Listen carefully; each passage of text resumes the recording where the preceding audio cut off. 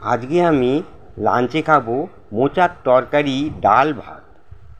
এইবার মোচার তরকারিটা কিভাবে করব সে বলছি। বাজার থেকে একটা মোচা নিয়ে এলাম। সেই মোচাটাকে ছাড়িয়ে একটা পাত্রে রাখা হলো। তারপর কিছু আলু পরিমাণ মতো কেটে আবার একটা পাত্রে রাখা হলো।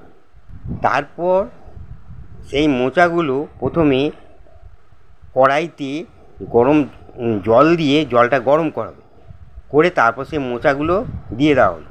খানিকক্ষণ ফোটানোর পর সেই মোচার মধ্যে যে কষগুলো আছে সেই কষগুলো বেরিয়ে যাবে। অনেকক্ষণ পরে আবার সেটাকে নামিয়ে দেবো। এইবার কড়াইতে আবার তেল দিয়ে কালো জিরে দিয়ে আলুগুলো ছেড়ে দাও।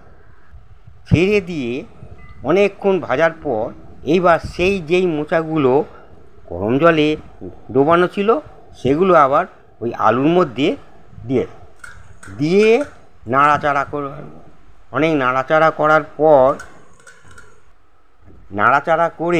তারপর ওর মধ্যে নুন, হলুদ, মিষ্টি, জিরে গুঁড়ো দিয়ে নাড়াচাড়া করে জল দিয়ে ঢেকে দিয়ে অনেকক্ষণ পর নামিয়ে ফেললে তরকারিটা তৈরি হয়ে গেল। এইবার ভাত দিয়ে খেতে শুরু।